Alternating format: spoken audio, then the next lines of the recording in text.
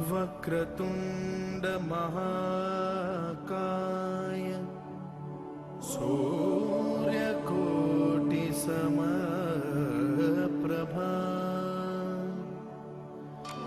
निर्विघ्नं कुरु मे देव सर्वकार्येषु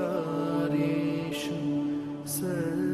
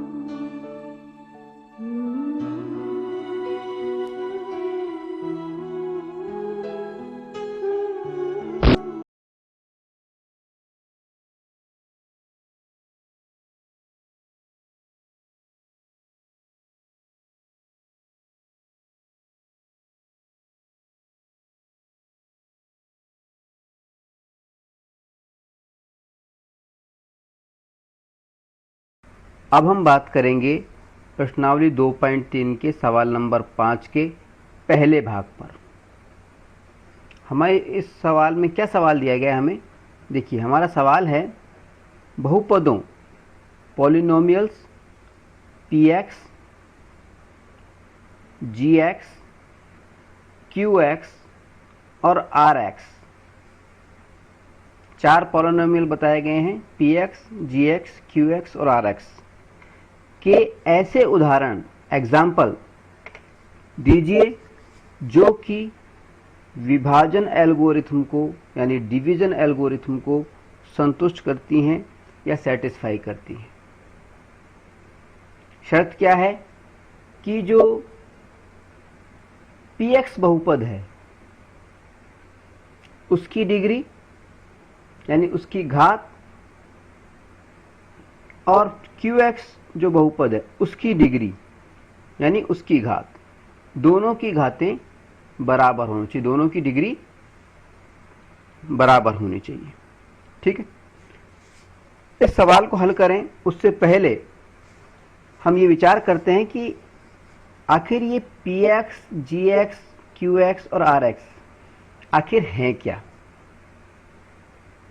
ठीक है, तो ये तो सवाल में ही दे रखा है कि ये क्या है, px, gx, qx और rx क्या हैं। ये बहुपदों के नाम हैं और ये बहुपद कौन से हैं जो कि विभाजन एल्गोरिथम से संबंधित हैं। ठीक है, डिवीजन एल्गोरिथम से रिलेटेड हैं। अब प्रश्न उठता है कि डिवीजन एल्गोरिथम क्या है। तो हम लिखते हैं डिवीजन एल्गोरिथम क्या है हमारी। डिवीजन एल्गोरिथम हम लिखते हैं, देखिए px equal to gx into qx plus rx। हमारे जो विभाजन एल्गोरिथम है, डिवीजन एल्गोरिथम है, उसका सूत्र क्या है, px बराबर gx into qx plus rx। ठीक है, अब ये पी एक्स, जी एक्स, क्यू एक्स और आर एक्स हैं क्या? डिवीजन एल्गोरिथम कहती क्या है? डिवीजन एल्गोरिथम जो है वो ये कहती है कि अगर कोई बहुपद है पी एक्स,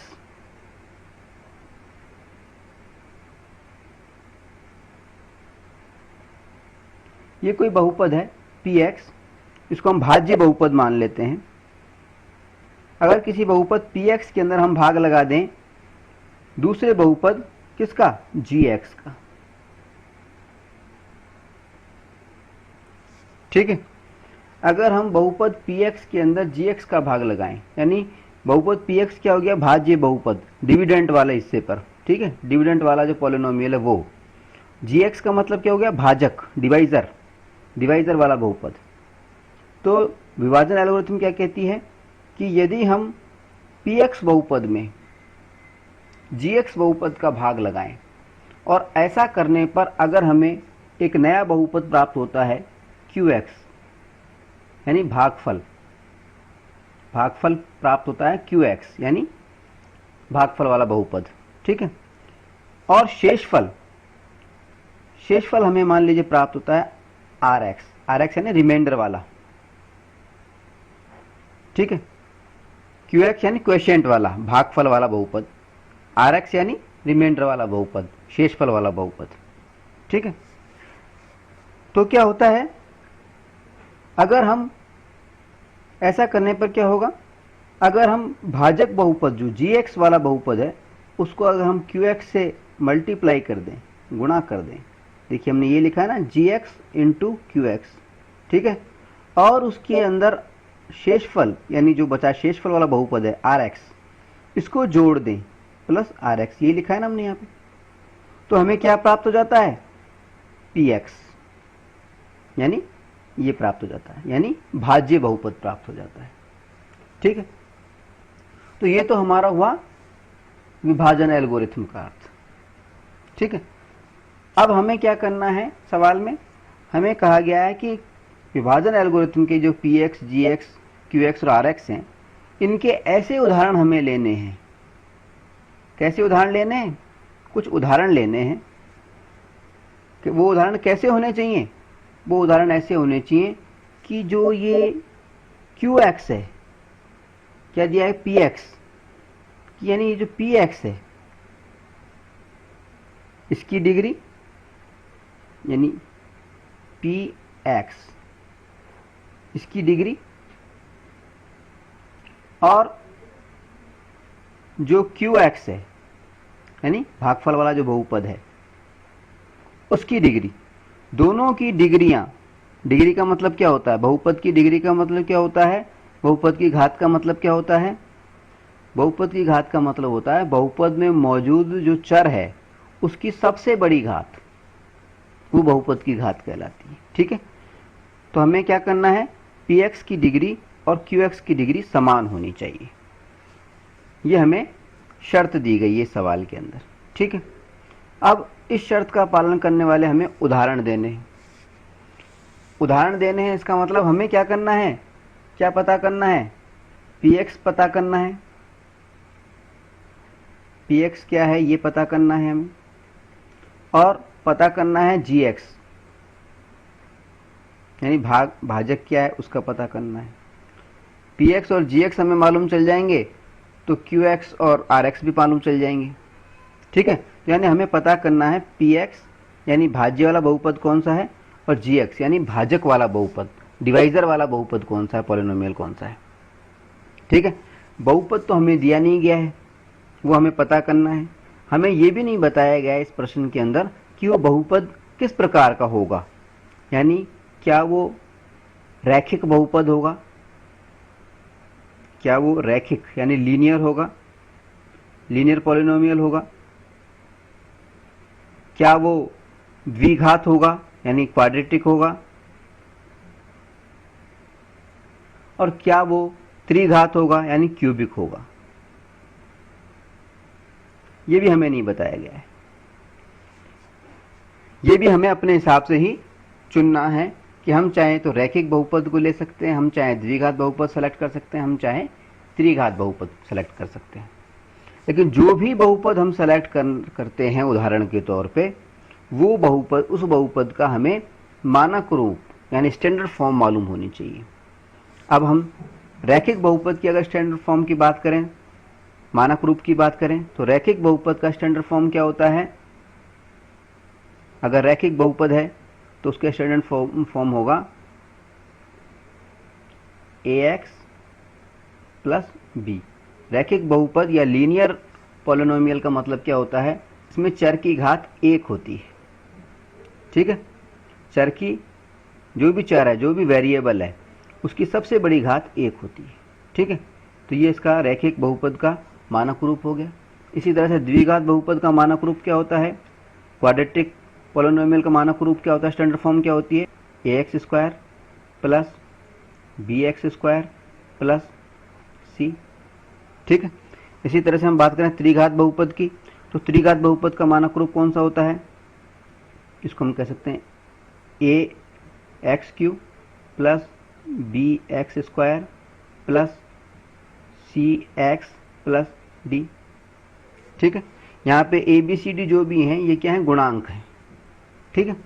तो हमें ये तो नहीं बताया गया इस सवाल के अंदर कि हमें रैखिक बहुपद चुनना है, द्विघात बहुपद चुनना है या त्रिघात बहुपद चुनना है। इसका मतलब है कि हम इच्छा अनुसार कोई भी बहुपद चुन सकते हैं। मान लीजिए हम बहुपद चुन लेते हैं, द्विघात बहुपद चुन लेते हैं मान लीजिए, ठीक है। अब हमने ये तो फैसला कर लिया कि हमें द्विघात बहुपद पता करना है, उदाहरण में हमें द्विघात बहुपद लेना है। अब द्विघात बहुपद की स्टैंडर्ड फॉर्म क्या हो गई? देखिए हमने देख लिया ax square plus bx square plus c, यानी हमें क्या करना है? एक द्विघात बहुपद चुनना है। देखिए ax square plus bx plus c, ठीक है। और इसके अंदर भाग लगाएंगे। मान लीजिए gx का हमें अभी तक पता नहीं है, यानी भाजक कौन सा होगा उसका पता नहीं, इसको हमने gx ही लिख दिया यहाँ पर, ठीक है। और हमें जो शर्त दी गई वो क्या दी गई है? अच्छा, शर्त के बारे में बाद में बात करेंगे। पहले हम ये देखते हैं कि अगर हम इसका भाग लगाना चाहें तो कैसे करते हैं हम। अगर हम इसका क्वोशिएंट निकालना चाहें, भागफल का प्रथम पद ज्ञात करना चाहें, तो हम क्या करते हैं? देखिए प्रथम पद ज्ञात करने के लिए हम क्या करते हैं? जो भी हमारा बहुपद होता है भाज्य वाला, उस भाज्य बहुपद की सबसे बड़ी घात वाला जो चर है, चर की जो सबसे बड़ी घात वाला जो पद है, ये सबसे बड़ी घात वाला पद है ax स्क्वायर, उसको लिखते हैं। उसके बाद में बहुपद को देखते हैं, बहुपद में सबसे बड़ी घात वाला जो भी पद होता है उसको नीचे लिख देते हैं। यहाँ पे कुछ भी मालूम नहीं है, बहुपद ही मालूम नहीं है हमें, इसलिए यहाँ पर हमने खाली gx ही लिख दिया, ठीक है। उसका भाग लगाते हैं और जो भी भाग लगाने पर हमें भागफल प्राप्त होता है उसे हम मानते हैं हमारे बहुपद के भाजक का प्रथम पद। यही तो बात, ठीक। अब हमें क्या कहा गया है? सवाल में शर्त क्या दी गई है? हमें सवाल में शर्त क्या दी गई है? शर्त हमें क्या दी गई है कि px की जो डिग्री है, px की डिग्री मतलब अंदर जो भाज्य वाला बहुपद है इसकी डिग्री, मतलब इसका जो सबसे बड़ा इसका जो चर है उसकी जो सबसे बड़ी घात है, ये यानी ax स्क्वायर, यानी x की जो पावर स्क्वायर है ये घात, और जो भागफल आए क्वोशिएंट उसकी सबसे बड़ी घात 1 ही होनी चाहिए, यानी बराबर होनी चाहिए। यानी कुल मिलाकर जो शर्त हमें दी गई उसका अर्थ यह हुआ कि अगर हम ax स्क्वायर के अंदर कोई भी बहुपद, कोई भी ऐसे बहुपद हो gx है, उसका अगर हम भाग लगाते हैं तो हमारे पास में जो भी घात आनी चाहिए ना वो x स्क्वायर ही आनी चाहिए। अब ऐसा कैसे संभव है कि घात x स्क्वायर ही आए? घात x स्क्वायर ही आनी चाहिए, ठीक है। घात कितनी आनी चाहिए? x स्क्वायर, क्योंकि हमारी शर्त ये है कि शर्त हमें सवाल में दी गई px यानी भाज्य वाला जो बहुपद है उसकी घात, और क्वोशिएंट यानी भागफल वाला जो बहुपद है उसकी घात एक जैसी होनी चाहिए, बराबर होनी चाहिए। अब x स्क्वायर कब आएगा? ये x स्क्वायर तभी आ सकता है जब हम ax स्क्वायर के अंदर ये gx की बजाय, gx जो भी बहुपद है इसके स्थान पर हम चुने कोई अचर पद। अचर पद मतलब 1 2 3 4 5 जो भी हैं ये सारे अचर पद ही कहलाते हैं, ठीक है ना। तो अगर हम इसके स्थान पर किसी gx के स्थान पर किसी अचर पद को चुनते हैं तो ऐसी स्थिति के अंदर x² आ सकता है, ठीक है। अब कैसे, देखिए अचर पद को ही क्यों चुना वो भी बता देता हूं मैं आपको। देखिए मान लीजिए ax² के अंदर हम मान लीजिए कोई बहुपद x का भाग लगाते तो x से स्क्वायर का कट जाता तो ax बच जाता, तो ax जो आता तो उसमें x की जो घात है वो 1 हो जाती। और जबकि हमारे को सवाल में क्या दिया गया है, भाजक की घात px के बराबर होनी चाहिए, जबकि px में घात है 2 और ऐसे घात हो जाती है 1, ठीक है ना। इसलिए हमने क्या किया, अचर पद का प्रयोग किया। अचर पद मतलब ax² के अंदर हमने भाग लगा दिया। इच्छा अनुसार कोई भी 1 2 3 4 5 7 जो भी है किसी का भी हम चुनाव कर सकते हैं। मान लीजिए हमने यहां पर 2 का ही चुनाव किया है, ठीक है, 2 का चुनाव कर लिया, यानी अचर पद अगर 2 होगा तो 2 का जब हम भाग लगाएंगे तो x² तो आना ही आना है, ये तो तय है, ठीक है। अब अचर पद की समस्या तो सॉल्व हो गई भाई। gx तो हमें मालूम चल गया कि gx हमें चुनना पड़ेगा कोई भी अचर पद। अचर पद यानी कांस्टेंट, कोई भी कांस्टेंट हम चुन सकते हैं, अचर पद चुन सकते हैं। अचर पद हमें चुनना पड़ेगा gx के स्थान पर, कोई भी चुन सकते हैं। अब हमने 2 चुन लिया तो मान लीजिए 2 ही मान लिया, ठीक है।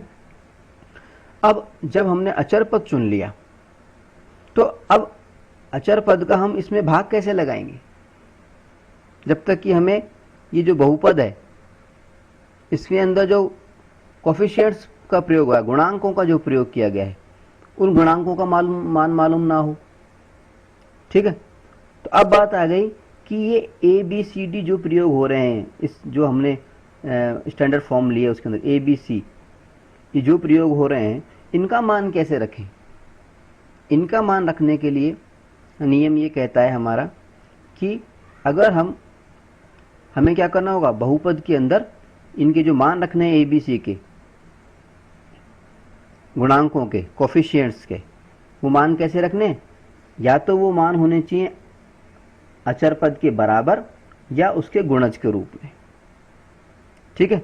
यानी px जो है इसमें जो गुणांक है px के जो चर के जो गुणांक हैं a b c या जो भी है d, वो गुणांक कैसे होने चाहिए, या तो जो अचर पद चुना है हमने वो यानी 2, या फिर उसके गुणांकों के रूप में, गुणजों के रूप में, गुणजों के रूप में, गुणांक नहीं गुणज, मल्टीपल, यानी ये हो सकता है 4 हो सकता है, 6 हो सकता है, 8 हो सकता है, मल्टीपल के रूप में होना चाहिए, ठीक है। इस तरह से अब चुनते हैं। हमारा जो बहुपद था जो हमने चुना था, वो बहुपद क्या चुना था, स्टैंडर्ड फॉर्म क्या चुनी थी हमने, द्विघात बहुपद चुनी थी, ax² plus bx plus c, यही चुनी थी ना। अब इसमें हमने भाजक का तो फैसला कर लिया कि gx तो हमें अचर पद लेना है, ठीक है। gx जो है, भाजक जो है, डिवाइजर जो है, वो तो हमें अचर पद लेना है, यानी कांस्टेंट लेना है, यानी 2 3 4 5 कोई भी संख्या हम ले सकते हैं। दूसरा फैसला हमने ये किया था कि हमें जो इसके गुणांक हैं, जो भी बहुपद हमने सेलेक्ट किया, इसके जो गुणांक हैं, कोफिशिएंट्स हैं, इनको क्या चुनना है, किस तरह से चुनना है।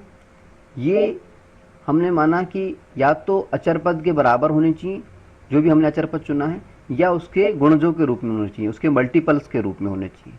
तो हमने इच्छानुसार कुछ भी चुन सकते हैं हमने जैसे अचर पद चुना था 2, तो हमने इसको लिख सकते हैं 2 लिख करके 2x² प्लस b की जगह पर हम 2 का गुणज लिख सकते हैं 4x, प्लस c की जगह पे भी हम 2 का गुणज लिख सकते हैं, चाहे तो 4 लिख दें, चाहे 2 लिख दें, चाहे 6 लिख दें, जो भी चाहें।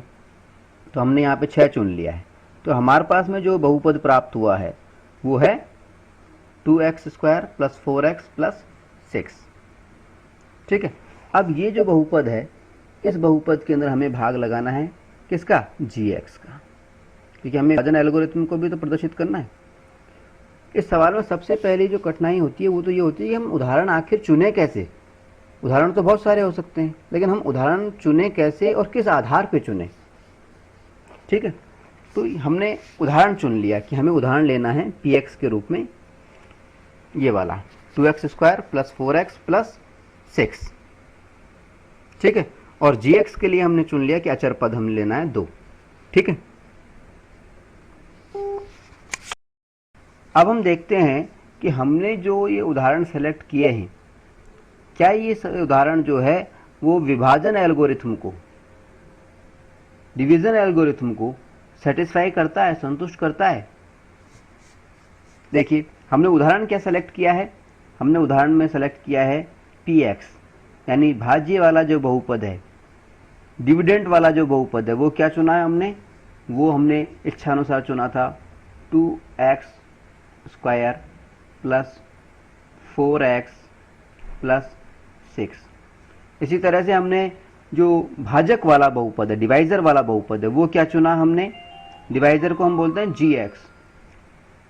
gx के रूप में हमने क्या चुना है, gx के रूप में हमने चुना है अचर पद, कांस्टेंट, एक कांस्टेंट चुना, उसको हमने 2 चुना था। ठीक है, तो कुल मिलाकर के ये हमारा भाज्य बहुपद है और ये हमारा भाजक बहुपद है, डिविडेंड बहुपद पॉलिनोमियल और डिवाइजर पॉलिनोमियल।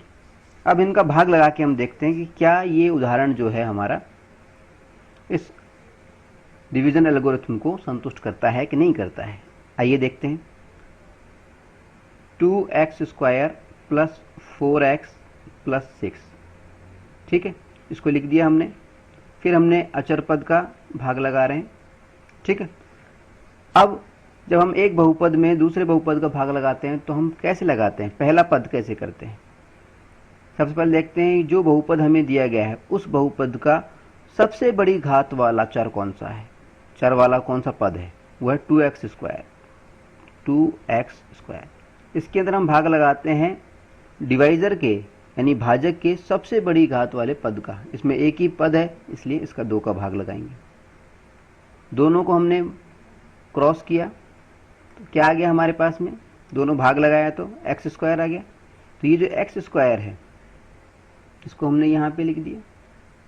ठीक, अब जो x² हमें भागफल के प्रथम पद के रूप में जो प्राप्त हुआ है, पहले पद के रूप में प्राप्त हुआ है, इस x² को हम पूरे इससे मल्टीप्लाई कर देते हैं, भाजक से, डिवाइजर से। x² को 2 से किया तो आ गया 2x²। ठीक है, अब हम क्या करते हैं, घटाते हैं। घटाने के लिए चिन्ह बदल देते हैं, ये प्लस का चिन्ह था, ये माइनस का कर दिया। चिन्ह बदलते ही क्या होगा, 2x² और माइनस का 2x² ये कट जाएंगे। बचा क्या हमारे पास में, 4x + 6। अब हमें ये देखना है कि शेषफल जो आया क्या वो 0 है, 0 तो नहीं है। फिर हमें देखना है कि क्या इसकी जो घात है वो डिवाइजर यानी भाजक की जो घात है उसकी घात से कम है, कम नहीं है, बल्कि x है, इसमें ज़्यादा है। तो ऐसी स्थिति में हमें भाग की प्रक्रिया आगे बढ़ानी है, यानी अगला पद ज्ञात करना है भागफल का। कैसे ज्ञात करेंगे, ये जो शेषफल आया है इसी को नया भाज्य मान लेते हैं। नया भाज्य मान करके देखते हैं कि इसके अंदर, इस भाज्य के अंदर सबसे बड़ी घात वाला चर कौन सा है, ये है x। x की सबसे बड़ी घात कौन सी है, ये पद कौन सा है, 4x। ठीक है, सबसे बड़ी चर की सबसे बड़ी घात वाला पद कौन सा है, 4x। हमें इस 4x के अंदर भाग लगाना है किसका, भाजक की सबसे बड़ी घात वाले चर का, यानी 2 का लगाना है। क्या आया, ये आ गया 2x। ठीक है, यानी 2x वो भी आया है प्लस का, यानी प्लस का 2x हमारे भागफल का अगला पद होगा, प्लस का 2x।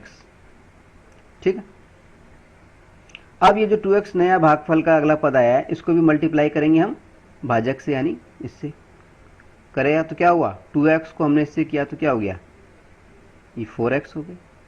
फिर से हम घटाएंगे, घटाने के लिए चिन्ह चेंज करेंगे, प्लस को माइनस कर दिया, ये कट जाएंगे, फिर 6 बच जाएगा, 6 को हमने उतार लिया हमने।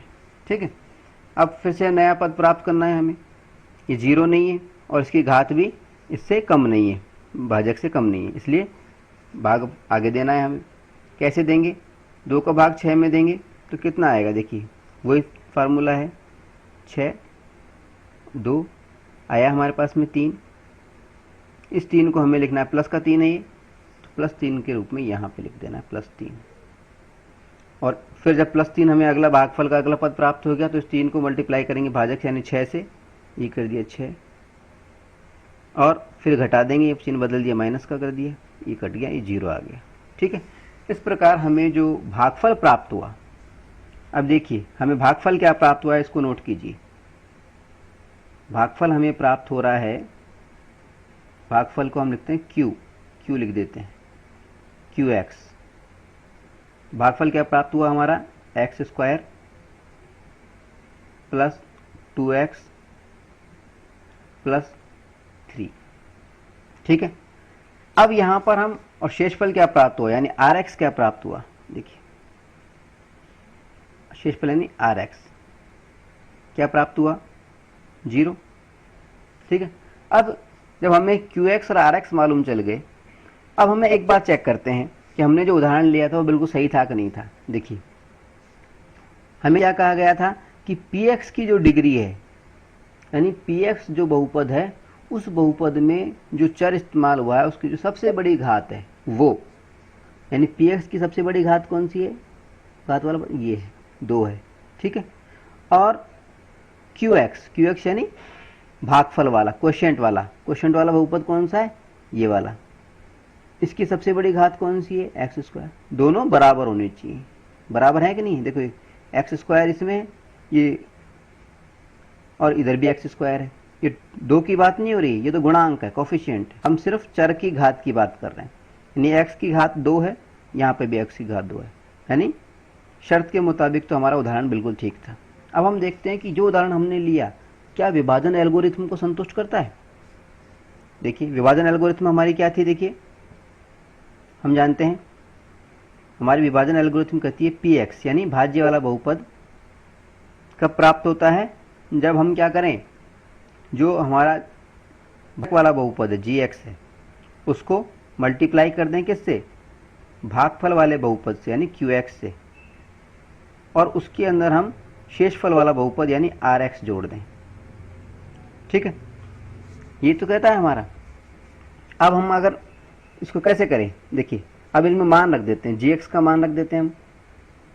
ठीक है, GX का मान रख दिया हमने, GX का मान क्या आया, GX का मान क्या है, देखिए 2 है, 2 इसको मल्टीप्लाई करना है हमें। फिर QX क्या है, x² + 2x + 3। ठीक है, प्लस RX कितना है, 0 है, RX की जगह 0 लिख दिया। ठीक है, यानी अब हमें मल्टीप्लाई करना है 2 को x² + 2x + 3 से। जब हम इसको ऐसा करते हैं तो हमें क्या प्राप्त होगा, देखिए 2 को x² से करेंगे तो आ जाएगा 2x², फिर 2 को 2x से करेंगे तो आ जाएगा प्लस का 4x, और 2 को जब हम 3 से करेंगे तो आ जाएगा प्लस का 6। यानी ये क्या है, ये वही है हमारा जो PX था, डिवाइजर था। ये PX आया कि नहीं आया, PX यही था ना हमारा, 2x² + 4x + 6। ठीक है, ठीक है, इसलिए सिद्ध होता है कि ये जो उदाहरण हमने लिया था ये विभाजन एल्गोरिथम को संतुष्ट करता है। इति सिद्धम हम लिख सकते हैं। ठीक है, अब हम बात करेंगे प्रश्नावली 2.3 के सवाल नंबर 5 के दूसरे भाग पर। सवाल हमारा वही है कि हमें बहुपद दिए हुए हैं, पॉलिनोमियल्स दिए हुए हैं, PX, GX, QX और RX। ठीक है, हमें इनके PX, GX, QX और RX हमें ज्ञात करने हैं कि ऐसे उदाहरण एग्जाम्पल लेने हैं जो कि विभाजन एल्गोरिथम को संतुष्ट करते हो, सेटिस्फाई करते हो।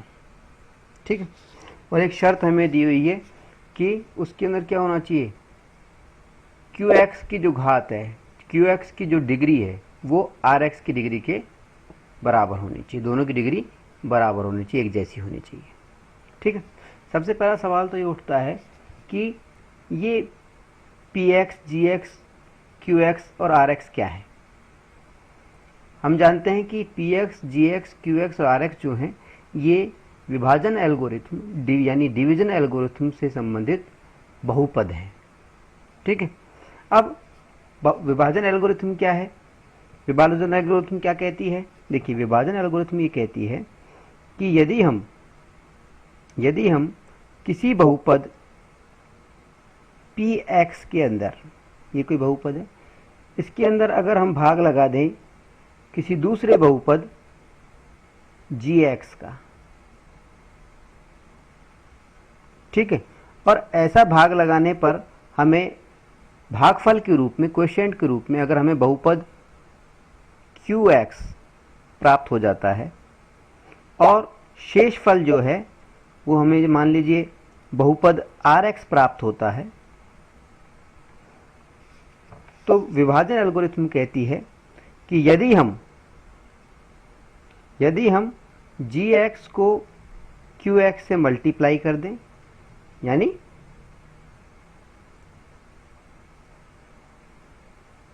gx इंटू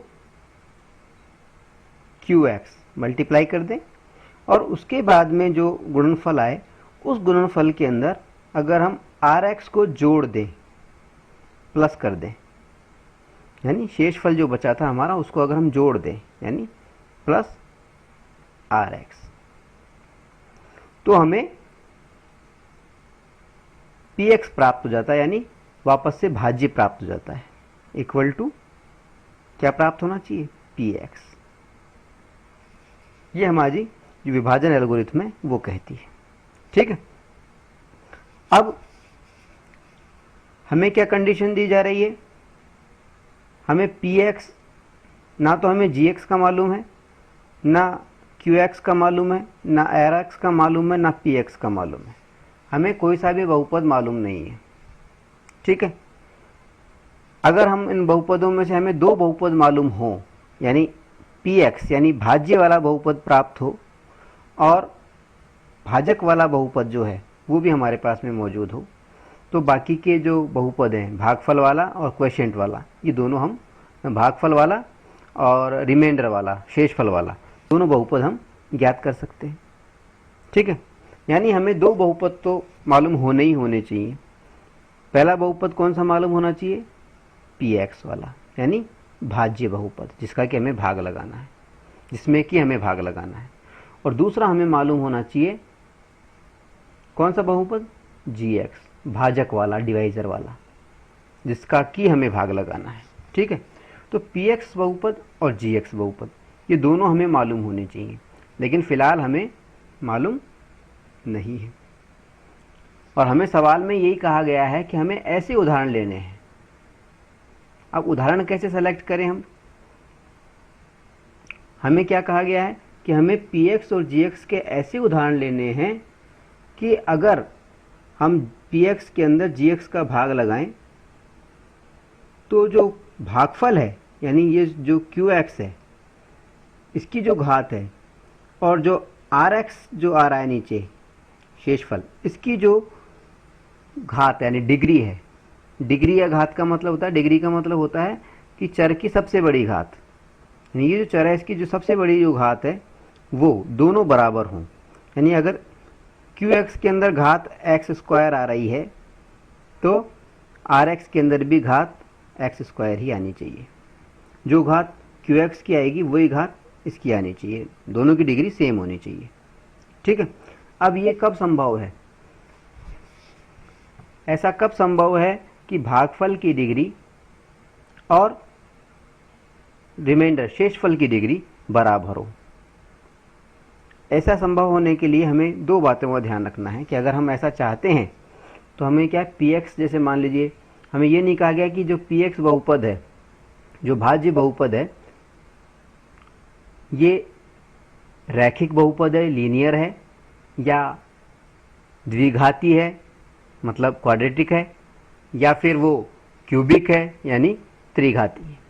हम अपनी इच्छा अनुसार कोई सा भी बहुपद चुन सकते हैं। मान लीजिए हमने यहाँ पर इच्छा अनुसार बहुपद चुना, द्विघाती बहुपद चुना हमने। द्विघाती बहुपद का जो मानक रूप होता है उसको हम लिख देते हैं यहाँ पर ax² plus bx plus c। ठीक, अगर हमने द्विघात बहुपद का मानक रूप ये चुन लिया है, तो अगर हमें gx ज्ञात करना है तो gx की विशेषता क्या होती है, यहाँ पे समझने वाली बात है। gx कैसा होना चाहिए? नंबर 1, पहली बात, gx के अंदर जो भी हम चुने उसका प्रत्येक पद की जो घात है वो क्या होनी चाहिए? px के प्रत्येक पद की घात से छोटी होनी चाहिए। यानी अगर हम पहले पद की बात करें gx के अंदर, तो देखिए इसमें x² घात है, तो gx के अंदर हम चुनेंगे तो उससे एक कम होनी चाहिए, यानी x की घात 1 ही होनी चाहिए। एक तो खास बात ये हो गई।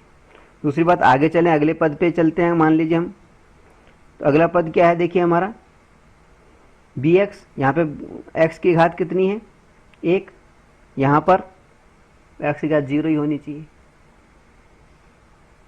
x की घात 0 का मतलब 0, यानी यहाँ पे चर होना ही नहीं चाहिए कुल मिला करके।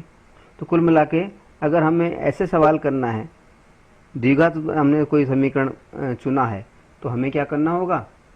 ऐसी स्थिति के अंदर हमें सिर्फ एक चर को चुनना होगा।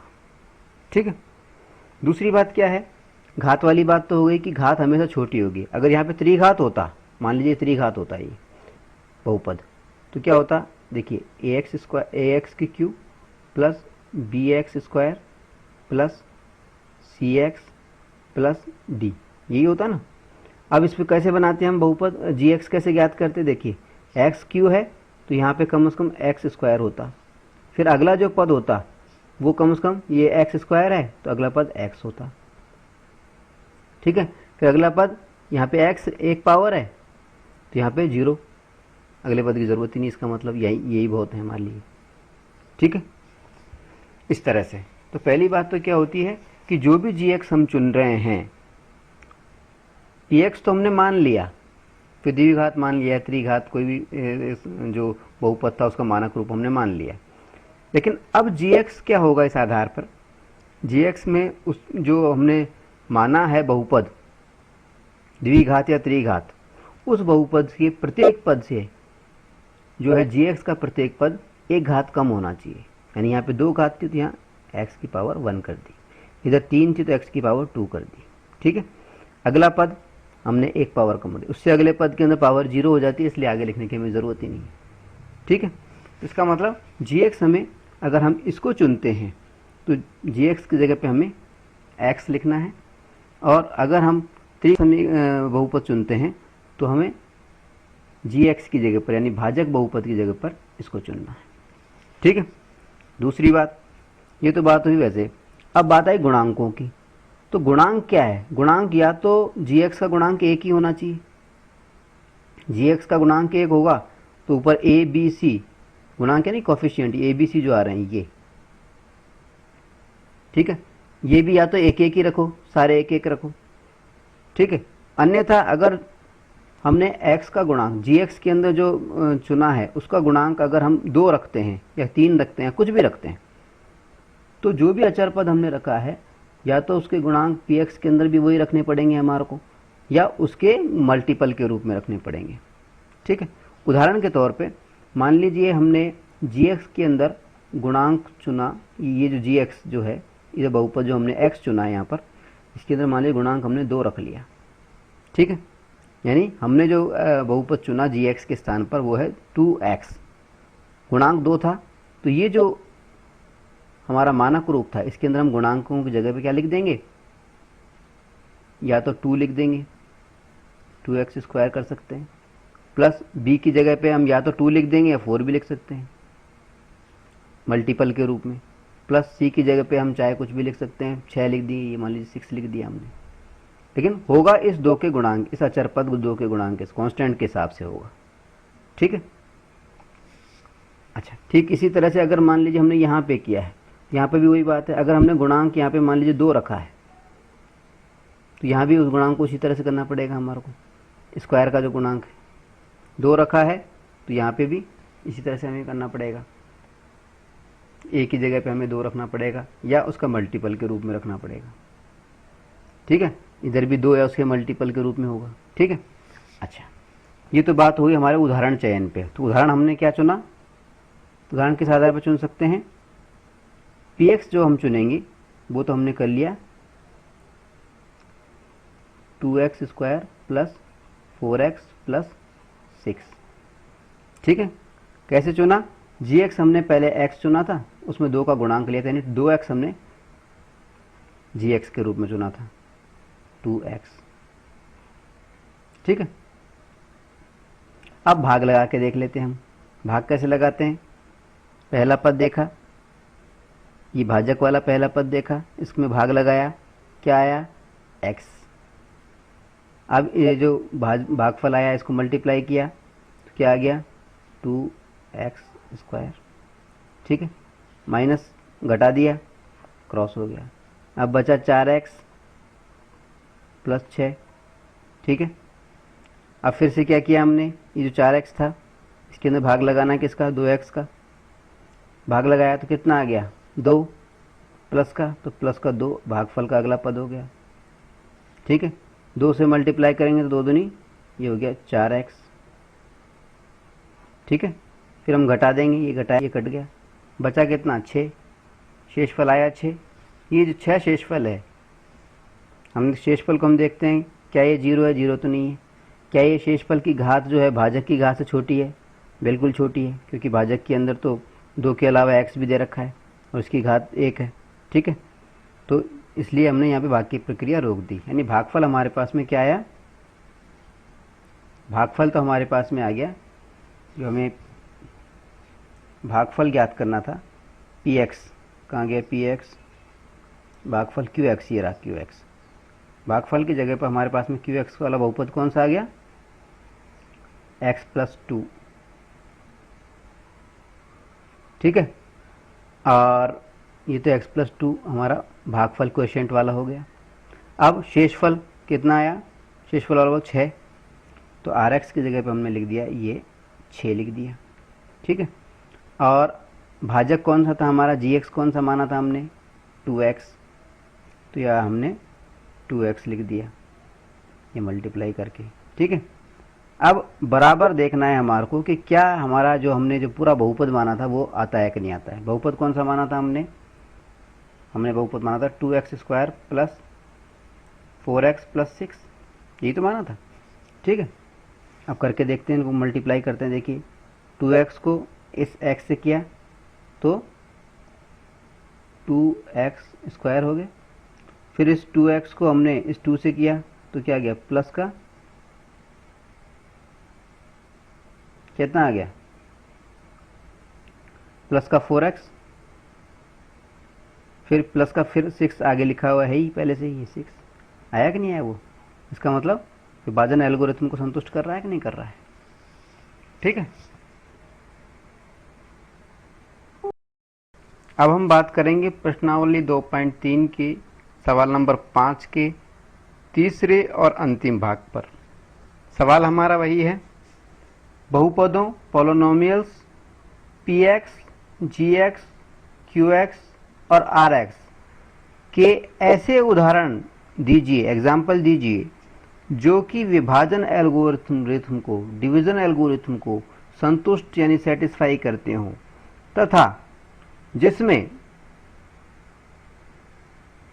rx की डिग्री, rx वाले बहुपद की डिग्री कितनी हो, 0 हो। ठीक है, हम ये तो जानते ही हैं कि px, gx, qx और rx क्या हैं। px, gx, qx और rx जो हैं ये विभाजन एल्गोरिथम से संबंधित क्या हैं, बहुपद हैं, पॉलिनोमियल्स हैं। ठीक है, अब विभाजन एल्गोरिथम क्या है हमारी, विभाजन एल्गोरिथम हमारी क्या कहती है कि यदि हम कोई बहुपद है px और इस बहुपद में हम कोई दूसरे बहुपद का यानी gx का हम भाग लगा दें, और हमारे को मान लीजिए भाग देने पर भागफल के रूप में QX बहुपद प्राप्त होता है और शेषफल के रूप में हमें कोई बहुपद RX प्राप्त होता है। ठीक है, तो क्या है कि यदि हम GX को यानी भाजक वाला जो बहुपद है उसको और QX यानी भागफल वाला जो बहुपद हमें प्राप्त हुआ है उसको दोनों को गुणा कर दें और उसके अंदर शेषफल वाला बहुपद यानी RX उसको हम जोड़ दें तो हमें पुनः भाज्य बहुपद डिविडेंड वाला बहुपद यानी PX प्राप्त हो जाता है। ये हमारी विभाजन एल्गोरिथम कहती है। ठीक है, अब हमें ऐसे बहुपद चुनने हैं यानी PX, GX, QX और RX के उदाहरण देने हैं। अब PX क्या होना चाहिए और GX क्या होना चाहिए।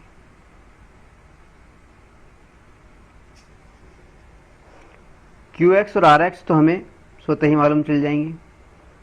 ठीक है, अब हमसे ये कहा गया है कि RX की घात यानी जो शेषफल बचे, शेषफल वाला जो बहुपद बचे उसकी जो डिग्री है यानी उसके जो सबसे बड़ी घात है वो क्या होनी चाहिए, वो 0 होनी चाहिए। RX बराबर 0 होना चाहिए। ठीक है, अब RX 0 कब होगा यानी शेषफल की घात 0 कब होगी। शेषफल की घात 0 तब होगी जब शेषफल हमें कांस्टेंट प्राप्त हो, अचर पद प्राप्त हो, यानी 1 2 3 4 5 कोई सा भी पद प्राप्त हो जिसमें बीजीय पद शामिल ना हो, x y z ऐसा कुछ शामिल ना हो। ठीक है, कांस्टेंट हमारे पास में अचर पद हो। ठीक है, अब अचर पद कब आएगा हमारे पास में, अचर पद हमारे पास में तब प्राप्त होगा जब हमारा जो भाज्य बहुपद है, अंदर वाला जो भाज्य बहुपद है, इस बहुपद के अंदर अचर पद मौजूद हो, कांस्टेंट मौजूद हो। तो जो हमारा भाज्य बहुपद है जो जिसमें कि हम भाग लगा रहे हैं PX, तो इसमें भाज्य बहुपद कोई सा भी हो सकता है। इसको हम रैखिक बहुपद भी ले सकते हैं, हम चाहें तो द्विघात बहुपद क्वाड्रेटिक बहुपद भी ले सकते हैं और हम चाहें तो इसमें क्यूबिक बहुपद त्रिघात बहुपद भी ले सकते हैं। मान लीजिए हमने बहुपद लिया कोई सा भी एक बहुपद ले लिया, मान लीजिए त्रिघात बहुपद ले लेते हैं। मान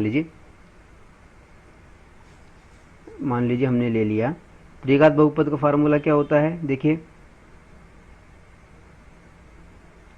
AX³ plus BX² plus CX plus D, ये होता है ना। तो मान लीजिए हमने एक त्रिघात बहुपद को मान लिया, अब हमें GX लेना है। ठीक है, तो GX की एक तो खासियत क्या होती है, हमेशा GX का प्रत्येक पद की जो घात होती है वो PX की घातों से कम होती है। ठीक है, तो हमें क्या करना है, अगर केवल प्रत्येक चर की बात करें, वेरिएबल की बात करें, प्रत्येक पद की जो चर की घात है उसकी बात कर रहे हैं, तो GX क्या हो सकता है, देखिए x की पावर 2 हो सकती है प्लस x की पावर 1 हो सकती है। इधर x की पावर 0 है, आगे अचर पद आ गया, इसलिए GX अधिकतम ये हो सकता है हमारे पास में, GX के रूप में हम ये रख सकते हैं। ठीक है, अब रही बात PX के अंदर जो ABCD ये अचर पद हैं, तो ये अचर पदों को आप ये मान लीजिए जो भी ABCD जो कांस्टेंट कोफिशिएंट्स हैं, गुणांक जो हैं, इन सबको 1 मान लेते हैं, सबका गुणांक 1 ही मान लेते हैं। ठीक है, यहाँ पे हम चाहे तो 1 मान सकते हैं और चाहे तो कैसे मान सकते हैं, जो x² का जो गुणांक है, मान लीजिए 2 रखा है हमने, तो ये 2 या 2 के गुणज के रूप में रख सकते हैं। यहाँ पर हम 1 ही मान लेते हैं। ठीक है, 1 माना तो हमारे पास में बहुपद क्या आ गया, देखिए हमारे पास में बहुपद प्राप्त हुआ x³ plus x² plus x plus d। d क्या है, d कांस्टेंट था। हमने क्या बोला कि डिग्री RX की शेषफल की डिग्री 0 आनी चाहिए। 0 कब आती है, जब अचर पद शेषफल के रूप में आए, और अचर पद शेषफल के रूप में कब आता है, जब वो PX में मौजूद हो। तो यहाँ पे मान लीजिए हमने कोई भी अचर पद रख दिया, मान लीजिए 6 रख दिया। ठीक है, ये हो गया हमारा बहुपद, और ये बहुपद px हो गया। अब इधर हो गया हमारा, ये तो बहुपद px आ गया हमारे पास में कि ये px है जिसमें हमें भाग लगाना है। ये हमारा gx हमने मान लिया, ठीक है। अब भाग लगा के देखते हैं, आइए। X cube plus x square plus x plus 6, ठीक है। अब भाग लगाते हैं इसके अंदर हम, किसका, एक्स स्क्वायर प्लस एक्स का, ठीक है। भाग कैसे लगाते हैं हम, देखिए। पहले पद को प्राप्त करने के लिए क्या करते हैं, एक्स स्क्वायर का भाग इसमें लगाएंगे तो एक्स आ जाएगा। पहला पद एक्स आया, एक्स आते ही क्या हुआ, ये तो हो गया एक्स क्यूब, एक्स और एक्स मिलकर के ये हो गया प्लस का एक्स स्क्वायर। अब घटाना है हमारे को, चिन्ह बदलने, माइनस कर दिया, ये माइनस कर दिया, एक्स क्यू और एक्स क्यू ये कट गए, एक्स स्क्वायर कट गए। अब बचा क्या हमारे पास में, एक्स प्लस, अब हमारे पास में बचा